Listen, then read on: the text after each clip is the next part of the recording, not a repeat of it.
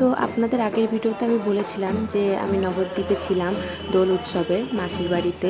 তো তার আগে দোল উৎসবের আগে তো পরিক্রমা চলছিলই, তো সেই ভিডিওগুলো আপনাদের সঙ্গে এখন শেয়ার করছি, তখন শেয়ার করার সময় পাইনি।